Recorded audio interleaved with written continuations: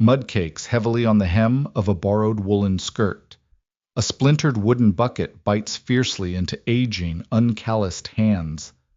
Upstairs, in rooms smelling of stale beeswax and desperate ambition, a young bride laughs, counting titles and acreage while a smitten duke listens blindly. Downstairs, scrubbing the scullery floor, his mother listens too. Power is not always a crown or a silk gown. Sometimes, power is becoming entirely invisible in a room where the greedy forget that servants have ears. Constance stood before the floor-length mirror in her dressing room, staring at a stranger. For 40 years she had been the Duchess of Oakhaven. Her skin was used to the cool, heavy slide of imported silk, the rigid, unforgiving embrace of whalebone corsets, and the suffocating weight of pearls. Today she wore a dress of coarse, undyed wool that smelled faintly of damp sheep and lye soap. It scratched at her collarbone with every breath. Her maid, a fiercely loyal woman named Beatrice, who had been weeping silently for 20 minutes, fastened the rough apron around Constance's waist. "Your Grace, I beg you," Beatrice whispered, her hands trembling as she pinned a plain cotton cap over Constance's silver hair. "It is madness. If the young Duke finds out—" "Arthur will not find out until I am ready for him to," Constance said. Her voice was a dry rasp, devoid of the theatrical warmth her son usually received. She turned away from the mirror. The lack of stays made her spine feel terrifyingly unsupported. She was 62 years old. Her left hip ached when it rained, and the knuckles of her right hand were beginning to swell with the hard, aching knots of rheumatism. She was not built for labor, but she was built for war. Arthur's letter lay on the vanity, a piece of heavy parchment overflowing with naive, breathless adoration. "Mother, you must meet her. Cecily is an angel. The Harrow family is old and proud, though they have fallen on quiet times. She asks for nothing but my heart." Constance did not believe in angels, and she certainly did not believe in the nobility of impoverished gentry. The Harrows had been bleeding money for a decade. Now suddenly they had snared the wealthiest unmarried duke in the country. Constance knew exactly how that trap was laid. She had laid one herself, a lifetime ago. "Aucassin, the carriage is waiting by the servants' gate," Beatrice said, sniffling. "It will take you to the village. You will have to walk the last mile to the Harrow estate. It rained in the night, Your Grace. The roads are a slurry." "Good," Constance said. She rubbed her hands in the hearth ash, staining her manicured cuticles a dark, permanent-looking gray. "Poverty is rarely clean. Give me the basket." The journey stripped away the last vestiges of her pride. By the time Constance reached the back entrance of Oakhill Manor, her boots, cheap, stiff leather that pinched her toes, were coated in thick, yellow mud. The hem of her skirt was heavy and wet, slapping coldly against her ankles. She was shivering. The cold bit into the marrow of her bones, a deep, pervasive chill that no fire could fully banish. She stood before the peeling paint of the kitchen door and raised her hand. It felt impossibly heavy. She knocked. The door was yanked open by a girl no older than 14, her face smeared with flour and panic. A wall of heat and the sharp, stinging scent of burned onions rolled out of the kitchen, hitting Constance in the face. "You the help from the village?" the girl snapped, not waiting for an answer. She grabbed Constance by the sleeve and hauled her inside. "About time. Mrs. Cobb is ready to take a cleaver to someone's skull. Leave your boots by the coal chute, put these on, and get to the sink." Constance was shoved toward a wooden bench. A pair of oversized wooden clogs were kicked at her feet. She stared at them. For a fraction of a second, the Dowager Duchess of Oakhaven rose in her throat, ready to demand the girl be flogged for her insolence. Then, the damp wool scratched her neck, and she remembered where she was. "Right away," Constance mumbled, keeping her chin tucked against her chest. She adopted a slight stoop, letting the natural ache in her spine pronounce itself. She became Martha. The kitchen of Oakhill Manor was a cavern of chaos. The plaster ceiling was black with years of poorly vented grease. Copper pots, dented and dull, hung from iron hooks. The air was a suffocating cocktail of roasting meat, sweat, and cheap tallow candles. At the center of it all stood Mrs. Cobb, a massive woman with a face the color of raw beef, barking orders with terrifying precision. Constance was thrust toward a deep stone sink piled high with carrots and potatoes still crusted in the garden dirt. A dull paring knife was thrust into her hand. "Peel," the kitchen maid ordered. "And if you leave an ounce of flesh on those skins, Mrs. Cobb will take it out of your hide." Constance plunged her hands into the icy water in the basin. The shock of it made her gasp. The knife was blunt, the wooden handle slick with grease. Her first attempt at peeling a carrot resulted in the blade slipping and nicking her thumb. A bright bead of blood welled up, mixing with the muddy water. She did not cry out. She sucked the blood from her thumb, tasting copper and dirt, and picked up the knife again. "She asks for nothing but my heart," Arthur had written. Constance dug the blade into a potato, peeling away the rot. "We shall see about that," she thought, the cold water numbing her hands to the bone. By her third hour at the sink, Constance realized that hell was not made of fire and brimstone. Hell was a stone floor, a blunt knife, and an endless mountain of root vegetables. Her lower back screamed in protest with every shift of her weight. The oversized clogs had already rubbed raw, weeping blisters onto her heels. The heat of the massive open hearth was blistering, yet the drafts cutting through the cracked window panes were icy. She felt simultaneously roasted and frozen. But as the physical agony set in, so did the clarity. Servants, Constance quickly learned, were the true masters of any house. They held its secrets in their chapped hands, and because they were treated as furniture, they spoke as if the room were empty. "Butcher's boy came around back an hour ago," a scullery maid hissed to the girl washing dishes next to Constance. The girl's forearms were red and scaled from the harsh lye soap. "Did he bring the veal?" "Brought a ledger is what he brought," the scullery maid scoffed, wiping her nose on the back of her sleeve. "Said his master won't extend Lady Harrow's credit another inch. Swore up and down he'd go to the magistrate. Mrs. Cobb had to give him 2 silver spoons from the dining room just to get him to leave the pork loin." Constance kept her head down, her knife moving slowly over a turnip. Silver spoons. The Harrows were pawning their own silverware to feed their guests. "Don't matter now," the dishwasher muttered, scrubbing a blackened pot. "Miss Cecily has the Duke of Oakhaven hooked through the gills. Once the knot is tied, all this debt gets swept under a heavy rug." "Did you see the dress the seamstress brought this morning?" The scullery maid's voice dripped with bitter envy. "Blue silk from Paris. Cost more than this whole estate is worth. Seamstress wouldn't hand it over until Miss Cecily signed a promissory note directly against the Duke's estate." Constance's knife slipped again, slicing a long, shallow cut across her index finger. She hissed in pain, dropping the turnip with a heavy splash into the murky water. "Clumsy old cow!" Mrs. Cobb's voice boomed over the din.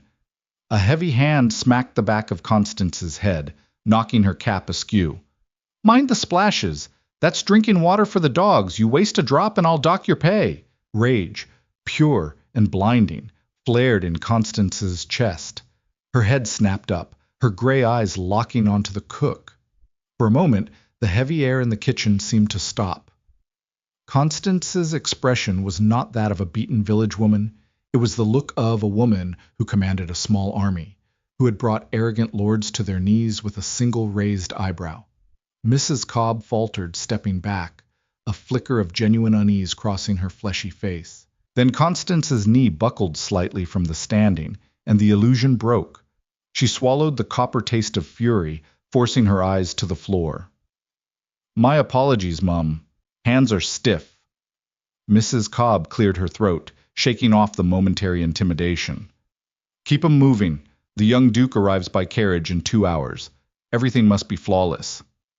Constance wrapped her bleeding finger in a dirty scrap of linen she tore from her apron pocket. Her son was coming. Arthur, with his open, trusting face and his desperate need to be loved. Since his father had died of a sudden fever 3 years ago, Arthur had been adrift. He was too gentle for the predatory waters of the peerage. He wanted a family. He wanted a sanctuary. Instead, he was walking into a slaughterhouse. "Martha!" Constance blinked, turning toward the pantry. A footman in a moth-eaten livery was leaning heavily against the doorframe. He smelled strongly of stale gin and unwashed wool. His eyes were red-rimmed. "The upstairs maid took sick. Threw up her morning porridge in the linen closet," the footman slurred, waving a dismissive hand. "Lady Harrow wants tea in the drawing-room for her and Miss Cecily before the Duke arrives. You're the only one not covered in grease. Wash your hands and take the tray." Constance froze. "Me? Are you deaf, old woman? Yes, you. Just don't look them in the eye and don't speak unless spoken to." A dark, cold thrill shot through Constance's exhaustion. This was what she had come for. She dried her aching hands on her apron, ignoring the stinging of her cuts. She followed the footman to the prep table, where a heavy silver tray, tarnished around the handles, was loaded with a porcelain teapot, 3 delicate cups, and a plate of meager dry biscuits. "Straight up the servants' stairs, second door on the left," the footman grunted, turning back to his hidden flask. Constance lifted the tray. It was heavier than she expected, the weight of the silver pulling at the taut muscles in her shoulders. Her boots clunked clumsily on the stone floor, but as she reached the wooden steps of the servants' stairwell, she forced her tread to lighten. She ascended into the belly of the beast, the smell of damp stone fading into the scent of old carpet and cheap rosewater. The upstairs hallway of Oak Hill Manor was a masterclass in desperate illusion. The wallpaper was dark, heavy damask, clearly chosen to hide the water stains bleeding through the plaster. The floorboards creaked beneath the faded, threadbare rugs. Constance paused outside the heavy oak doors of the drawing-room. Her breath was shallow. The tray in her hands rattled slightly, the porcelain cups clinking against their saucers.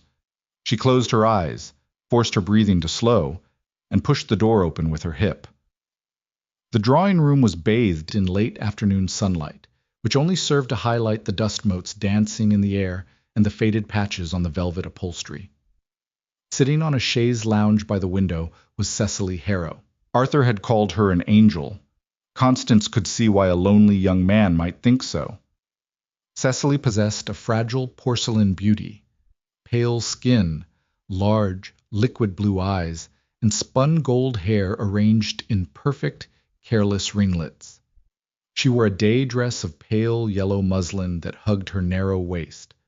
But as Constance stepped quietly into the room, she saw the tension in the girl's jaw. The angel was currently gnawing on her thumbnail, her foot tapping rapidly against the floorboards. Across from her sat Lady Harrow, a woman entirely composed of sharp angles and nervous energy. She wore a gown that was 5 years out of fashion, dyed a dark purple to hide the wear. Neither woman looked at Constance as she approached the low mahogany table. To them, she was simply a piece of moving furniture in a gray woolen dress. Constance bent her aching knees, setting the heavy tray down without a sound. She stepped back, keeping her head bowed, her hands folded over her apron. She was supposed to pour. "He is late," Cecily snapped. Her voice was not the melodic chime Arthur had described. It was thin, reedy, and vibrating with irritation. "He's a duke, Cecily," Lady Harrow said, rubbing her temples. "He's allowed to be late. You just need to ensure that when he arrives, you look exactly as fragile and adoring as you did in London. Do not let him see your temper." "My temper is fine. It is my patience that is wearing thin." Cecily reached out, grabbing a dry biscuit from the plate and snapping it in half. Crumbs showered the carpet.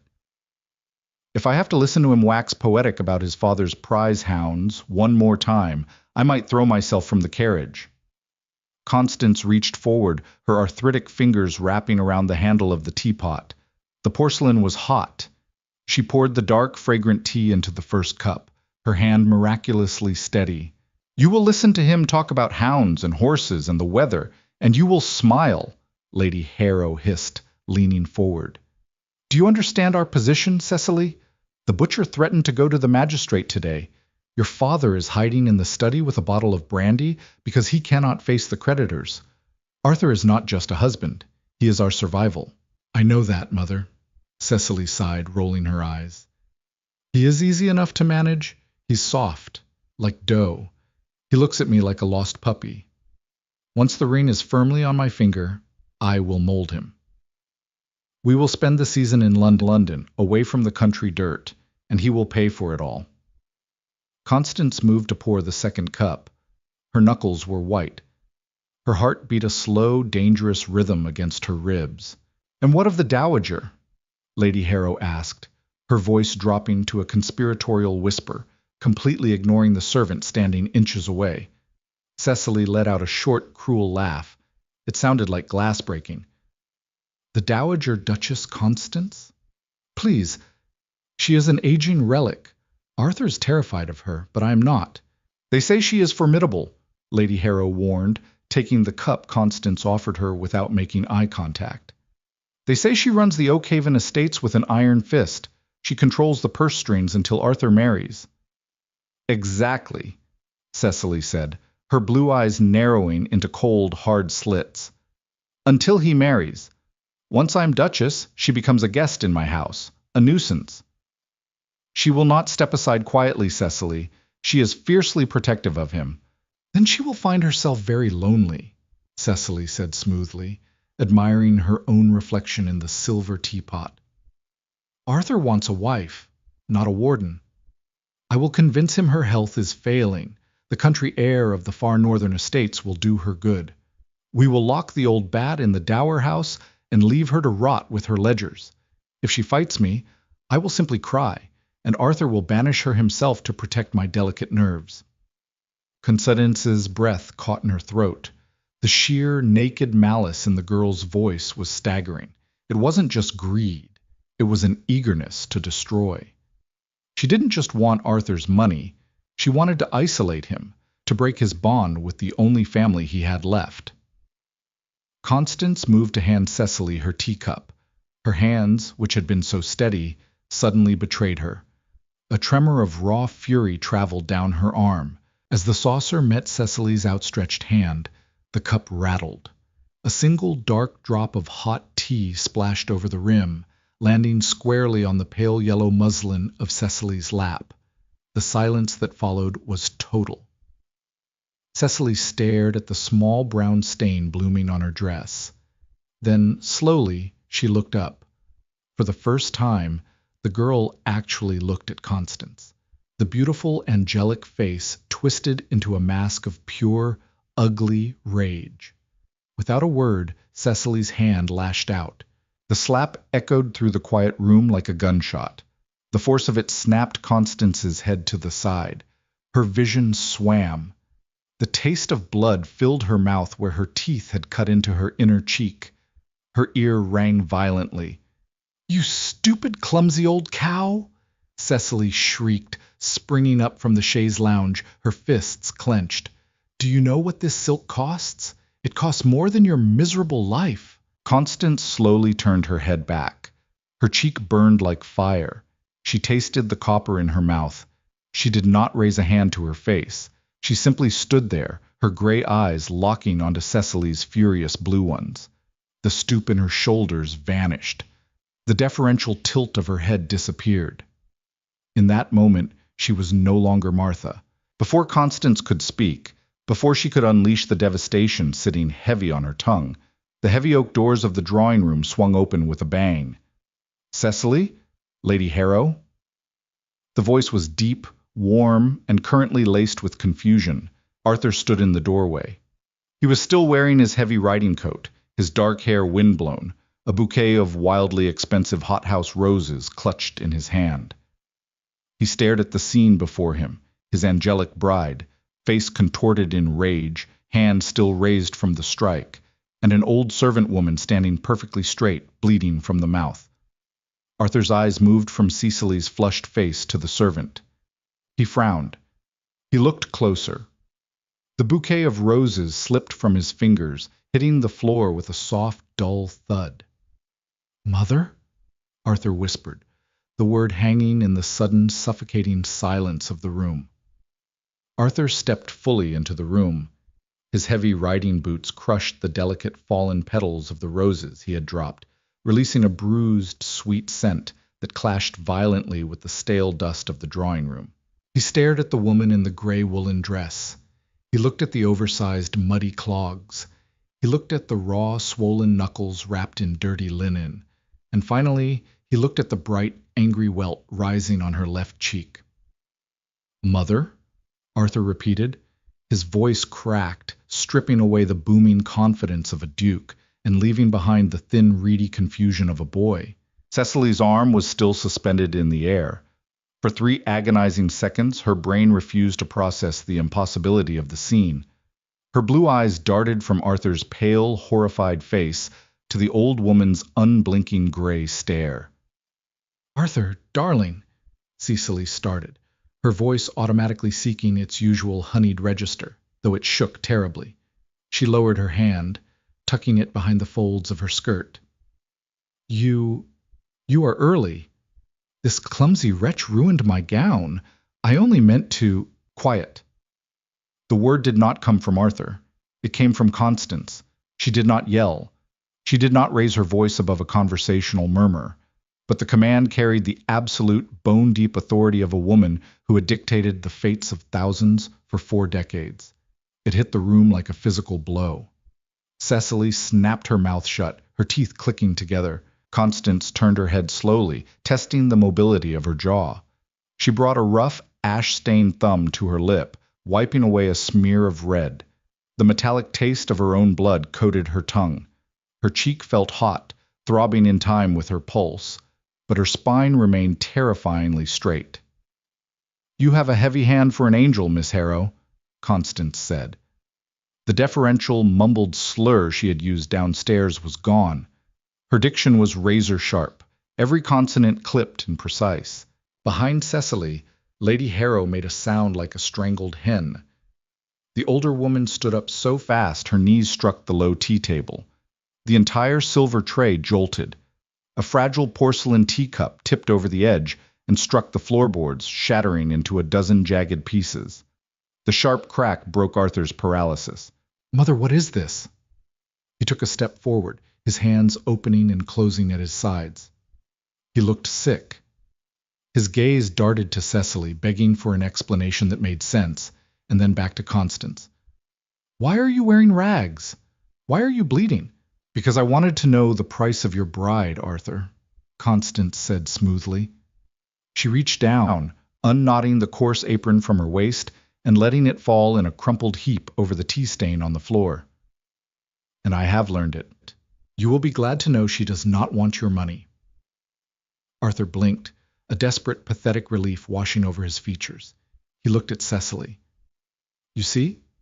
I told you, Mother, she wants your compliance," Constance interrupted, her voice dropping a register, cold and flat. "She wants your estate. She wants to use your wealth to wash away a mountain of quiet, dirty debts. And she wants to lock your mother in a dower house so she can reign over the ashes of your independence."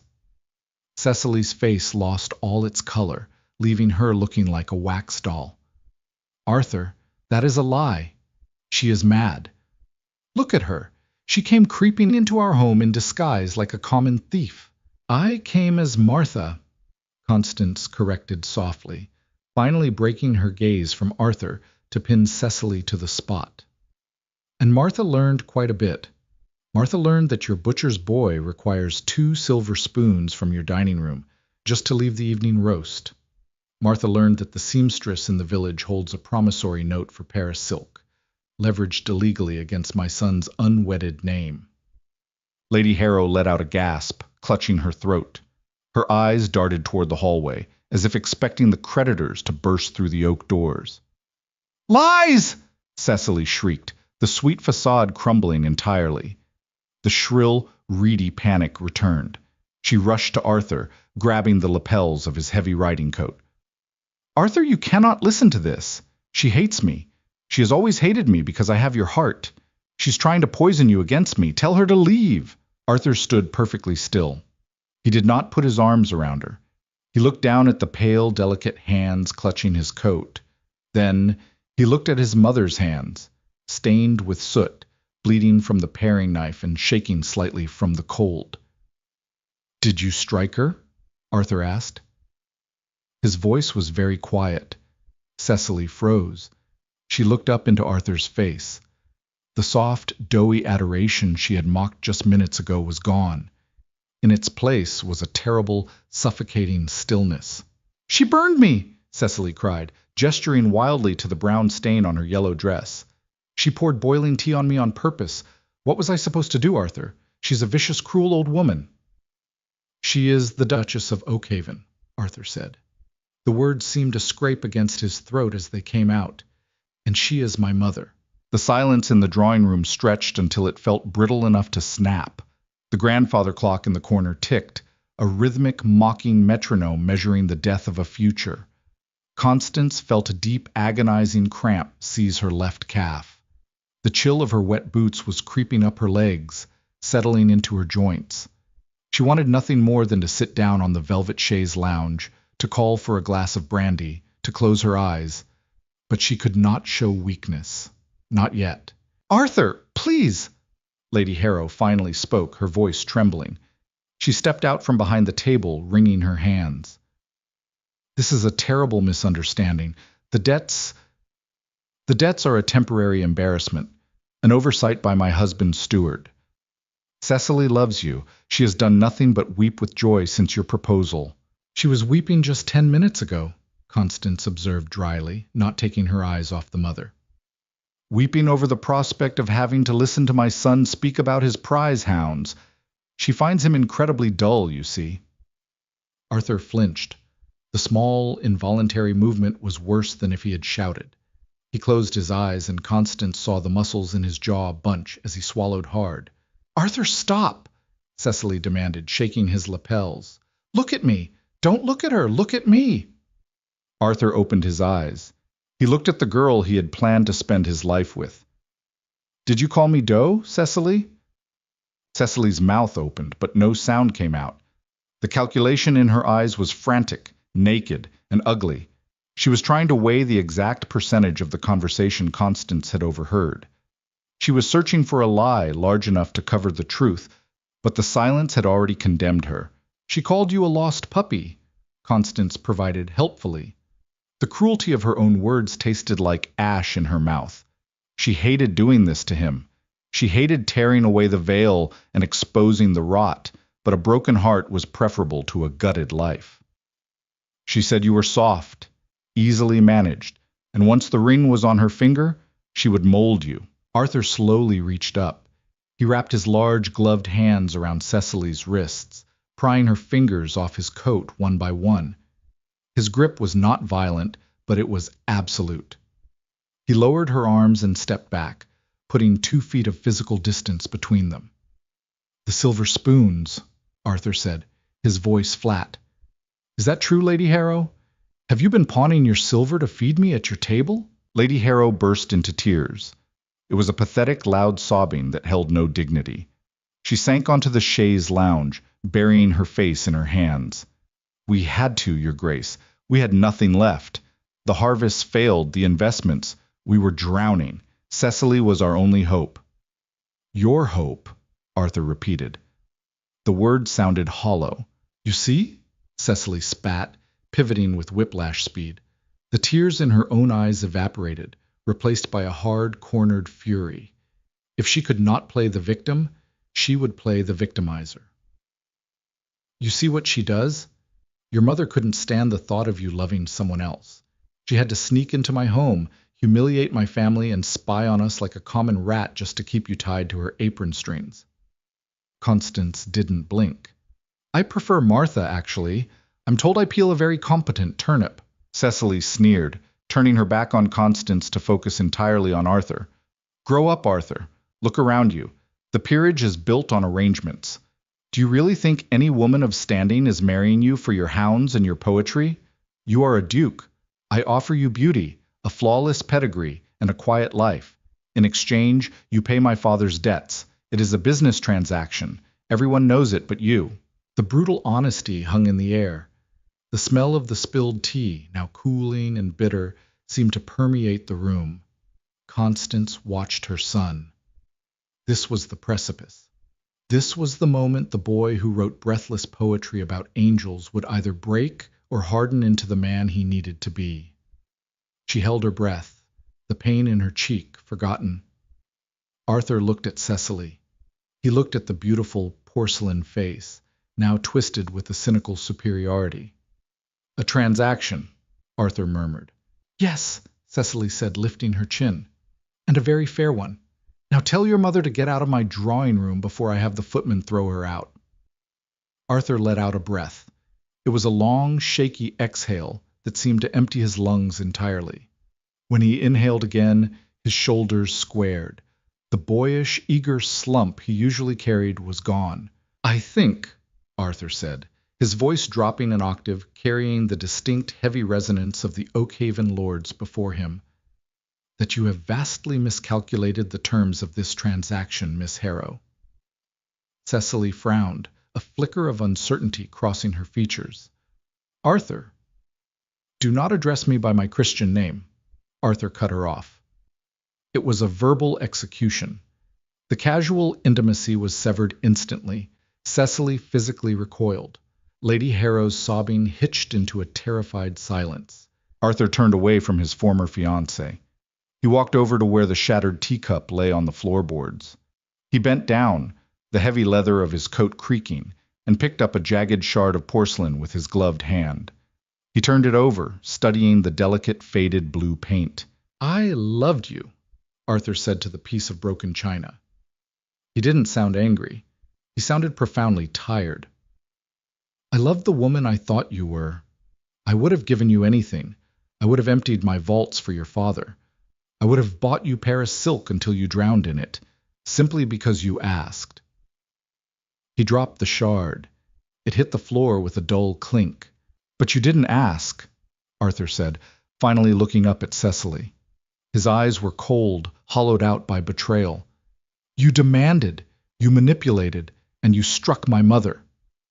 "She poured tea on me," Cecily screamed, the panic finally breaking through her cynical armor. She realized too late the gravity of what she had lost. The Oakhaven fortune was walking out the door. "She provoked me. You cannot abandon me over a momentary lapse of temper." "I am not abandoning you, Miss Harrow," Arthur said evenly. "I am simply declining the business arrangement. The engagement is broken." Lady Harrow let out a wail, slumping sideways against the armrest of the chaise lounge. Cecily stared at Arthur, her chest heaving, her hands balled into tight fists at her sides. "You coward!" Cecily hissed, her voice vibrating with venom. "You pathetic, weak little boy. You will never be a real man. You will just be her puppet for the rest of your miserable life." Arthur didn't flinch. He didn't argue. He simply looked at her as if she were a stranger asking for directions in a language he did not speak. He turned his back on her. He walked across the room, the crushed rose petals sticking to the soles of his boots. He stopped in front of Constance. Constance looked up at her son. He was a head taller than her. She saw the raw, pulsing pain behind his eyes, the devastation he was desperately trying to mask. She had protected him from the world's cruelty for so long, only to be the one to serve it to him on a tarnished silver tray. "Arthur," she whispered, her voice cracking for the first time. "I'm sorry. Do not apologize, Mother," Arthur said softly. He reached out, his large, warm hand gently touching the uninjured side of her face. "You did what a mother does. You pulled me out of the fire before I burned." He lowered his hand and offered her his arm. Constance looked at the crook of his elbow. It was steady. She reached out with her aching, cut hands, ignoring the pain in her joints, and looped her arm through his. "Let us go home," Arthur said. "Yes," Constance agreed, leaning heavily against him. The adrenaline was fading, leaving her feeling every hour of her 62 years. "I believe I have peeled enough root vegetables for one lifetime." They turned toward the heavy oak doors. They did not look back. They did not look at the weeping mother on the chaise lounge, or the furious, ruined girl standing in the center of the room. As they crossed the threshold, stepping back into the dim, heavy-carpeted hallway, Arthur paused. He turned his head slightly over his shoulder, his voice carrying back into the drawing room one last time. "Oh, and Miss Harrow?" Silence answered him, save for Lady Harrow's muffled sobs. "The Paris silk seamstress," Arthur said coldly. "I will inform my steward to honor the promissory note you forged in my name. Consider it a parting gift. I would hate for you to look anything less than perfect when the magistrate comes to collect your silver." He pulled the heavy oak door shut behind them. The satisfying heavy click of the latch echoed in the hallway, sealing the Harrows in their ruin. The air in the servants' stairwell was noticeably colder than the drawing room. It smelled of mice and damp plaster. As Constance let Arthur lead her down the narrow, creaking steps, the adrenaline that had held her spine rigid began to drain away. It left behind a sickening, hollow exhaustion. Her knees protested with every downward step. The oversized wooden clogs, which had merely rubbed her heels raw an hour ago, now felt as though they were filled with crushed glass. She gripped Arthur's forearm, feeling the dense, expensive weave of his riding coat and the solid muscle beneath it. He was a man. When had that happened? They reached the heavy door that led back into the kitchen. Arthur did not knock. He pushed it open with a flat palm. The chaos of Mrs. Cobb's domain was in full swing, a crescendo of clattering copper and shouted orders in anticipation of the Duke's arrival. The sudden draft of a cold air from the stairwell made the flames in the massive hearth dance violently. "I told you to take the tray and come straight back, you lazy—" Mrs. Cobb turned, wiping her greasy hands on her apron, the insult dying instantly in her throat. The kitchen fell dead silent. The scullery maid dropped a pewter mug. It hit the stone floor with a deafening clatter, rolling in a slow, agonizing circle until it bumped against a sack of onions. They were staring at Arthur. A duke did not belong in a kitchen. He was an alien creature here, entirely out of scale with the soot-stained walls and the hanging strings of garlic. But then their eyes drifted from the velvet collar of his coat, down his arm, to the woman leaning against him, the woman in the mud-caked boots, the woman with the swelling, purpling welt on her cheek and the blood-stained rag wrapped around her finger. Martha. Constance met Mrs. Cobb's horrified, bulging eyes. She did not gloat. She simply looked at the cook with the dull, flat exhaustion of a woman who had seen the bottom of the world and found it exactly as filthy as she expected. Arthur did not speak to the staff. He did not acknowledge their existence.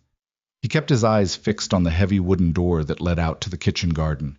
He guided Constance through the maze of prep tables and boiling pots, his jaw locked tight. The staff parted for them like water, shrinking back against the stone walls, holding their breath.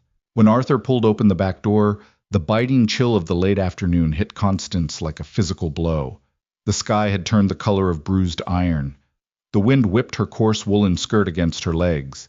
Waiting in the muddy lane beyond the garden gate was not the battered village cart Constance had arrived in, but a massive, gleaming black carriage bearing the gold crest of Oakhaven.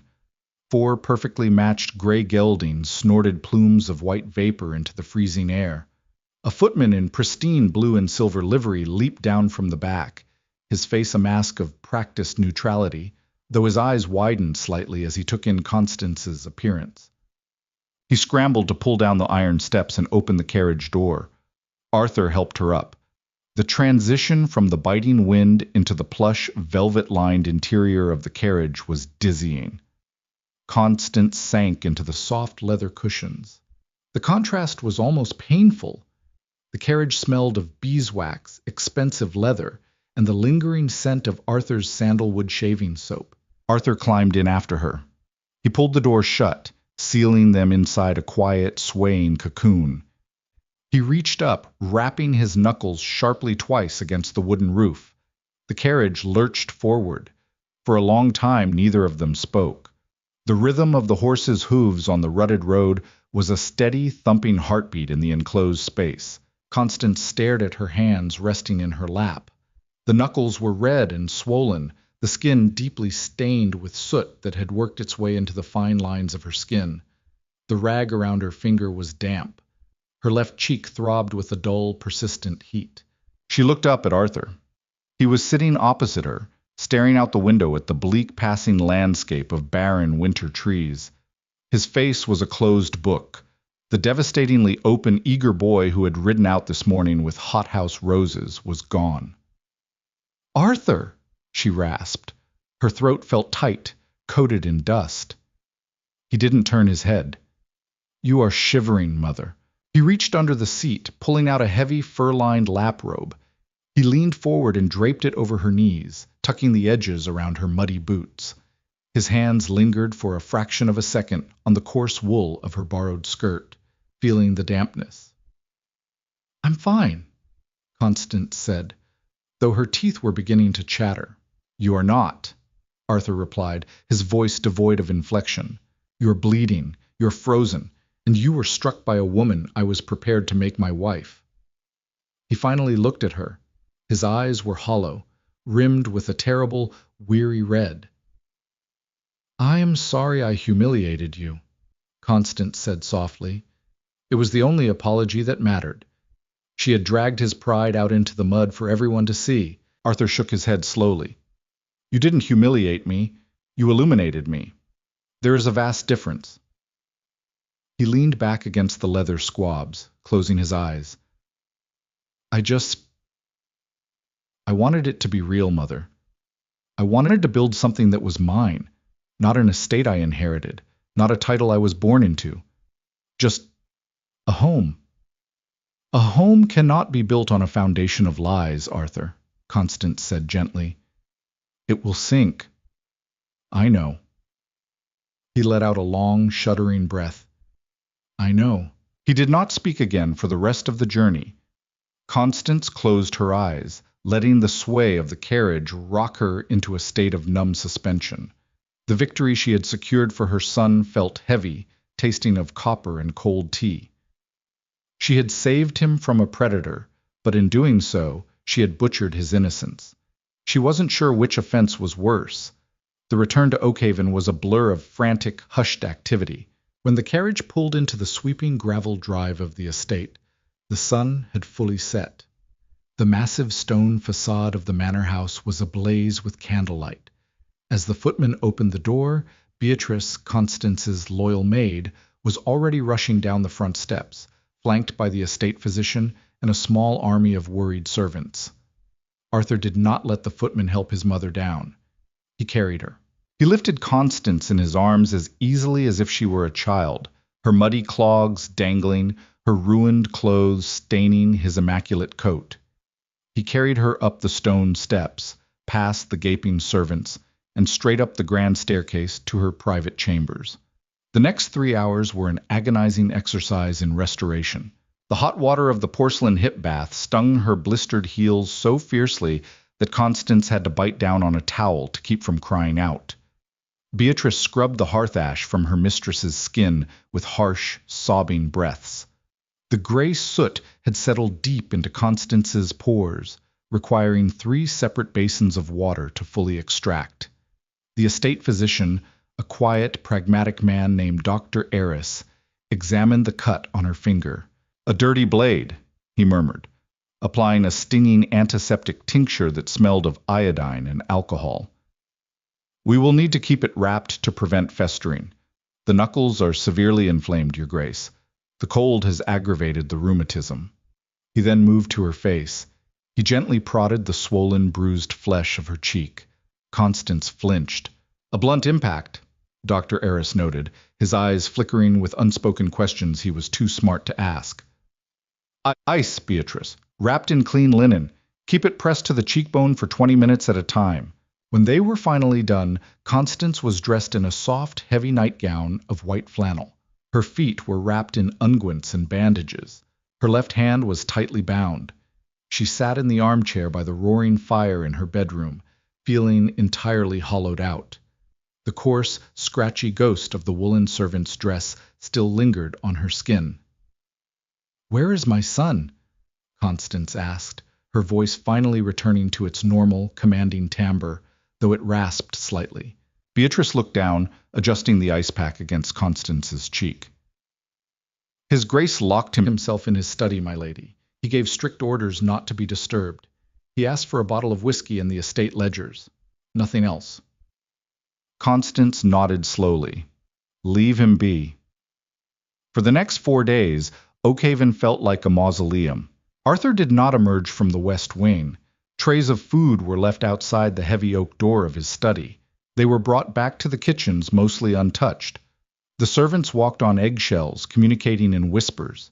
The story of the Dowager Duchess returning in rags and bruises had spread through the backstairs gossip mill like wildfire, mutating into a dozen different, exaggerated legends. Constance did not seek Arthur out. It took every ounce of her formidable willpower to stay away from the study. Her maternal instinct screamed at her to go to him, to comfort him, to smooth his hair and tell him that the pain would pass. But she couldn't. He was a duke. A duke could not be coddled through a betrayal. He had to metabolize it himself, or it would rot inside him. She spent her days in her private sitting room, nursing her aching joints and staring into the fire. The bruise on her cheek turned a spectacular, ugly shade of greenish yellow. She thought often of her own marriage to Arthur's father. She had been 19. He had been 35. It had been a transaction arranged over a mahogany table in London, involving vast tracts of timberland and a dowry that could fund a small war. There had been no talk of angels or lost puppies. There had only been duty. Love had come later, slowly, built on a foundation of mutual respect and shared endurance. It had not been a poetic, breathless romance. It had been a sturdy, quiet partnership. She had wanted better for Arthur. She had wanted him to have the blinding, consuming fire of true romance that the poets lied about. But the world was not built for soft boys who trusted easily. The world was built for wolves. On the evening of the 5th day, it rained. A heavy freezing downpour that lashed against the tall windows of Constance's sitting room. The door clicked open. Constance did not turn her head from the fire. She heard the heavy, deliberate tread of Arthur's boots on the Persian rug. He stopped beside her armchair. She looked up at him. He looked terrible. He hadn't shaved. A dark, rough shadow of beard covered his jaw. His eyes were deeply shadowed, and the linen shirt he wore was rumpled, smelling faintly of old wood smoke and whiskey. He looked, for the first time in his life, dangerous. Arthur pulled a wooden chair from the writing desk and dragged it over to the hearth. He sat down heavily, leaning his elbows on his knees, staring into the flames. For a long time the only sound was the snapping of the logs and the rain beating against the glass. The steward reviewed the harrow's finances, Arthur said softly. His voice was gravelly from disuse. It is worse than you heard in the kitchens. They are drowning in debt to 3 different gambling syndicates in London. The father wagered the estate deeds last autumn. The butchers and seamstresses were just the surface scum. Constance said nothing. She let him talk. He stayed in the bathroom for 10 minutes, sitting on the closed lid of the toilet, just breathing in the scent of his own cheap synthetic pine soap, trying to build the walls back up. He had survived the last 6 months by being a ghost, by being cynical, cold, and untouchable. He couldn't let Elias dismantle that armor just because the Alpha knew how to take off a shoe. When Arthur finally unlocked the door and stepped out, the apartment was completely silent. You were not stupid, Arthur, Constance said firmly. You were generous. Generosity is not a flaw, but it must be guarded by a very high wall. Arthur stared at the fading yellow bruise on her cheek. He reached out, his fingers hovering an inch from her face, before pulling his hand back. The mattress wasn't just a bed. In the weeks following his 2nd trimester, Arthur's biology had forcibly demanded a nest, a safe, heavily scented place to prepare for the pup. But Arthur had no alpha. He had no pack. He had no safe place. Arthur leaned back in his chair, rubbing his face with both hands. I sent a writer to the magistrate this morning. I formally withdrew the Oakhaven name from any association with the Harrow estate. I also sent a letter to the London creditors, informing them that I hold no financial obligations toward Lord Harrow. Constance's eyebrows rose slightly. It was a brutal, decisive move. By formally severing ties, he was throwing the Harrows directly to the wolves. That is a severe action, she noted quietly. It is a necessary one, Arthur said. His voice hardened, the soft dough fully baked into something rigid. I will honor the seamstress's promissory note for the dress, as I promised, because I am a man of my word. But I will not be made a fool of, and I will not allow anyone who strikes my family to walk away without consequences. He looked at Constance, and the intensity in his dark eyes made her breath catch. The boy was truly gone. The Duke of Oakhaven had arrived. I need you to show me the ledgers, Mother, Arthur said. It was not a request. It was a statement of intent. All of them. The tenant disputes, the timber yields, the investments. I have let you carry the weight of this estate for too long while I played at being a gentleman. It is time I learned how to be a lord. Constance felt a strange, complex knot of emotion tighten in her chest. Relief, pride, and a deep, unexpected sorrow. Her tenure as the sole architect of Oakhaven was ending. Her son no longer needed her protection. He needed her tutelage. Tomorrow morning at 8 o'clock, Constance said, letting a faint, approving smile touch the corners of her mouth. In the library, do not be late. Arthur nodded. He stood up, towering over her. He bent down and kissed the crown of her silver hair. Thank you, Mother, for going into the mud for me. Just make sure, Constance murmured, looking back at the fire, that you never make me put on those dreadful wooden clogs again. A small, genuine huff of laughter escaped Arthur's chest. I promise. Winter tightened its grip on the valley, freezing the mud into hard, unforgiving ridges and covering the sprawling lawns of Oakhaven in a thick blanket of frost. Inside the manor, a shift had occurred. It was subtle at first, then undeniable. The Duke was no longer a ghost haunting the corridors. Arthur took over the estate management with a quiet, terrifying intensity. He was not a tyrant. He did not yell or throw ledgers at the stewards, as his father once had. Instead, he employed a chilling, methodical precision. He sat in the library from dawn until dusk, unraveling decades of complex agricultural accounts. He rode out to the tenant farms himself, no longer to chat about hounds, but to inspect the roofs and audit the grain yields. He was fair. He forgave a debt for a farmer whose son had broken his leg in the harvest. But when the village miller was caught short-weighting flour intended for the estate kitchens, Arthur did not offer a gentle reprimand. He evicted the man within 24 hours and seized the mill. The county took notice. The whisperings in the drawing rooms of the neighboring estates changed. The soft Duke of Oakhaven was dead. In his place was a man forged in ice. News of the Harrows trickled in through the relentless, efficient network of servants and tradesmen. It was brought to Constance one bitter January morning by Beatrice, as the maid brushed out Constance's hair.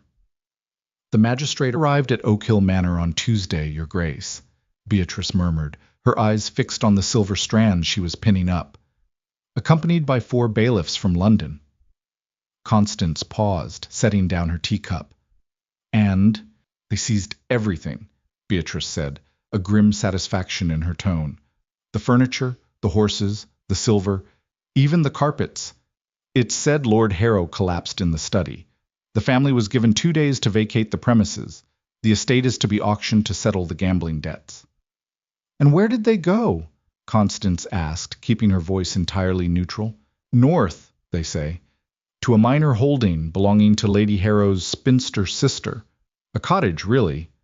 4 rooms and a leaky roof. Miss Cecily was seen getting into a hired coach. They say she was wearing a brilliant blue Paris silk gown. Beatrice sniffed dismissively. Highly inappropriate for carriage travel in the winter. Constance looked at her own reflection in the vanity mirror. The bruise on her cheek had faded completely, leaving no trace. The cuts on her hands had healed into thin, silvery scars. The pain was gone, but the memory of the heavy silver tray and the vicious slap remained. She felt no triumph. She felt no pity. She simply felt the cold, hard satisfaction of a ledger being balanced. Cecily had wanted to destroy a family to save her own skin. Instead, she had accelerated her own ruin. The world occasionally possessed a brutal poetry. Later that afternoon, Constance walked down the long gallery toward the library. She walked with a cane now, a handsome piece of polished ebony with a silver handle. The damp cold of the carriage ride had permanently settled into her left hip, leaving her with a pronounced limp. It was a physical toll she paid without complaint. She pushed open the heavy mahogany doors of the library. Arthur was seated behind the massive oak desk, buried behind stacks of parchment. The sunlight streaming through the tall windows caught the hard planes of his face. He looked older. The lingering traces of boyish softness had been carved away, leaving a stark, handsome patrician bone structure. He looked up as she entered, immediately setting down his pen. He stood up, a sign of respect he had insisted upon reinstating. "Mother, you shouldn't be walking the stairs in this dampness. I'm a duchess, Arthur, not a porcelain doll. If I sit in that armchair any longer, I shall turn into upholstery," Constance said dryly, making her way to a leather wingback chair near the fire. Arthur smiled, a tight, fleeting expression, and came around the desk to sit opposite her. "I was just reviewing the timber contracts for the spring," Arthur said, rubbing his temple. "The London merchants are trying to squeeze our margins. They assume I am inexperienced." "Let them assume," Constance advised, resting her hands on the silver handle of her cane. "Silence is an excellent negotiator. Let them talk until they negotiate against themselves. Then offer them 10% less than their lowest price." Arthur chuckled, a low, rich sound. "You are ruthless." "I am pragmatic." Constance looked at her son closely. "You are working too hard, Arthur. You have not been riding for pleasure in weeks. The hounds are growing fat and lazy." "The estate requires my attention," he said simply. "The estate requires a master, not a martyr," she countered. "You have stabilized the accounts. You have proven you are not to be trifled with. Now you must remember how to live." Arthur stared into the fire, the flames reflected in his dark eyes. "I will, in time. But for now, I find the numbers comforting. They do not lie. They do not pretend to be something they are not." Constance felt a pang of sorrow. He was safe. He was strong. But he was guarded. The open, trusting boy was buried beneath layers of armor. Perhaps one day a woman would come along who could dismantle that armor without a blade. But it would take a very long time, and Constance knew she might not live to see it. "Beatrice informs me the Harrow estate is to be auctioned," Constance said, dropping the subject of his workload. Arthur's expression did not change. Not a flicker of pain, not a twitch of regret. "I am aware. My steward informed me this morning." "Are we placing a bid?" she asked, testing the waters. The Oakhaven lands bordered the Harrow estate on the eastern ridge. It was prime agricultural acreage. Arthur looked back at her. His eyes were completely clear. "No. The soil is depleted, and the manor house requires a fortune in roof repairs. It is a bad investment." He had stripped all emotion from the decision. It was purely transactional. Cecily Harrow was no longer a broken heart. She was simply bad soil and a leaky roof. "Very well," Constance said, tapping her cane lightly on the floorboards. "I leave the matter in your capable hands." She stood up slowly, her joints protesting with a dull ache. Arthur immediately stood to offer his arm, but she waved him away with a flick of her wrist. "I can manage, Your Grace. I'm going to the conservatory. The orchids need pruning, and the head gardener is far too timid with the shears." Arthur watched her walk toward the doors. "Mother?" Constance paused, turning her head. "Thank you," Arthur said. The words carried the weight of the entire estate, of his future, of the man he had become. Constance did not offer a warm maternal smile. She gave him a sharp, knowing nod. She looked down at her right hand, where the faint, jagged scar from the paring knife crossed her thumb. "Ensure the timber merchants sign the contracts by Friday, Arthur," she said briskly. "Or find new merchants." She walked out into the corridor, the rhythmic tap of her cane echoing against the stone walls.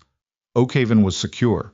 The wolves had been kept at bay, and the Duchess, though bruised and slightly battered, remained entirely undefeated. Thank you so much for reading this story. If you felt the chill of that drawing room and loved watching Constance protect her son at all costs, please hit that like button. It helps more than you know. Share this tale with anyone who loves historical drama with a fierce, unapologetic protagonist, and don't forget to subscribe for more immersive, deeply grounded stories every single week.